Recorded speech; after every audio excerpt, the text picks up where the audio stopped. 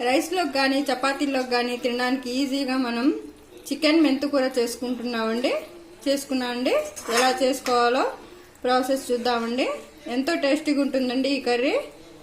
చాలా ఈజీ అండి, చాలా త్వరగా అయిపోతుంది. ఒకసారి ట్రై చేయండి అండి. ఎలా చేయాలో ఇప్పుడు చూద్దాము. Hi friends, welcome to my channel Naseera సోయి. ఇవాళ నేను మెంతుకూర చికెన్ చేస్తున్నానండి. చాలా టేస్ట్గా ఉంటుందండి. మెంతుకూర తినాలి వాళ్ళు కూడా చికెన్లో వేస్తే చాలా ఇష్టంగా తింటారండి. ఫస్ట్ మనం చికెన్ తీసుకున్నానండి. మనకు ఎంత క్వాంటిటీ కావాలంటే అంత తీసుకోవచ్చండి. నేను 250 గ్రామ్ తీసుకున్నానండి. మెంతుకూర అండి బాగా క్లీన్ చేసుకొని కట్ చేసుకున్నానండి. తర్వాత టమాటా అండి. టమాటా ఒకటి ఆప్షనల్ మాత్రమే అండి. టమాటా వేస్తే వేసుకోవచ్చు, లేకపోతే స్కిప్ చేయొచ్చండి. కట్ చేసుకున్న ఆనియన్ అండి ఒకటి పెద్దది, ఒక పచ్చిమిర్చి అండి, అల్లం వెల్లుల్లి పేస్ట్, పచ్చి కొబ్బరి పేస్ట్ అండి. పచ్చి కొబ్బరి అయినా వేసుకోవచ్చు, ఎండి కొబ్బరి పేస్ట్ అయినా వేసుకోవచ్చు అండి. నేను పచ్చి కొబ్బరి యూజ్ చేస్తున్నాను. ఫస్ట్ పొయ్యి మీద కడాయి పెట్టుకుని ఆయిల్ వేసుకున్నానండి. కడాయి కానీ గిన్నె కానీ మనం కర్రీ చేసుకునే గిన్నె ఏదైనా తీసుకోవచ్చండి. నేను వీడియోలో కొంచెం బాగా కనిపిస్తుందని కడాయి తీసుకున్నాను. ఫస్ట్ కట్ చేసుకున్న ఆనియన్ పచ్చిమిర్చి వేసుకొని బాగా ఎర్రగా ఫ్రై చేసుకోవాలండి. చూసారండి, ఆనియన్ ఇలా ఫ్రై అయితే చాలండి ఎర్రగా. ఇప్పుడు అల్లం వెల్లుల్లి పేస్ట్ ఒక స్పూన్ వేసుకున్నానండి. అది కూడా పచ్చి వాసన పోయేంత వరకు ఫ్రై చేసుకోవాలండి.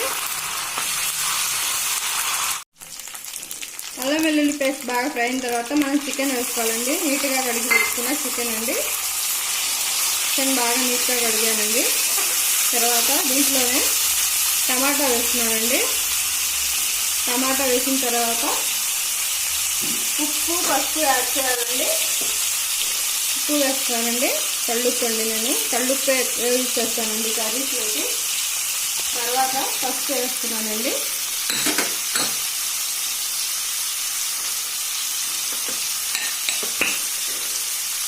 బాగా కలిపి మనకి చికెన్లో వాటర్ వస్తుంది కదండి. చికెన్లో వాటర్ వచ్చిన తర్వాత వాటర్ ఇంకిపోవాలండి. వాటర్ మొత్తం పోయిన తర్వాత అప్పుడు మనం నెక్స్ట్ ప్రాసెస్ చేయాలండి. అప్పటి వరకు గిన్నెకి మూత పెట్టేసుకొని వాటర్ మొత్తం పోయే వరకు వెయిట్ చేయాలండి.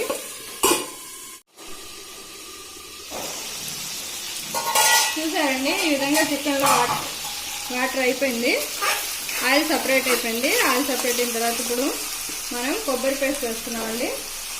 కొబ్బరి పేస్ట్, కారం అండి. కారం ఎక్కువ వేయకూడదండి, కొంచెం వేసుకోవాలి. మనం మామూలు చికెన్ కర్రీ కంటే కొంచెం తక్కువ వేసుకోవాలి, బాగుంటుంది మెంతుకూరలో.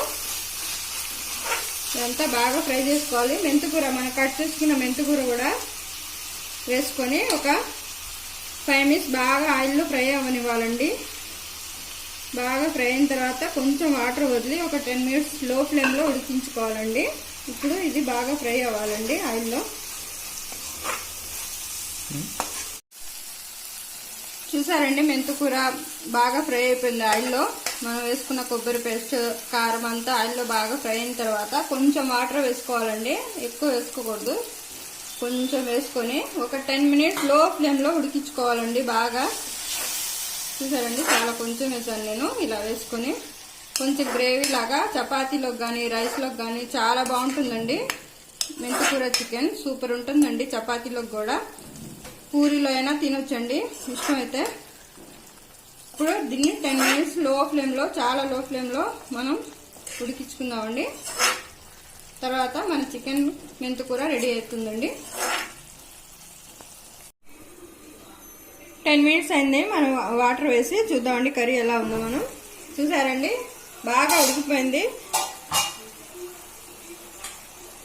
చపాతీలోకి అయితే ఇంకొంచెం పలుచగా ఉంచుకోవచ్చండి. రైస్లోకి అయితే ఇలా సరిపోతుంది. ఒకసారి ట్రై చేయండి, చాలా బాగుంటుందండి మెంతుకూర చికెన్. చాలా చాలా టేస్ట్గా ఉంటుందండి. బటర్ నాన్లోకి అన్నిట్లోకి టేస్ట్గా ఉంటుందండి. చపాతీలోకి కానీ దేంట్లో అయినా తినొచ్చండి.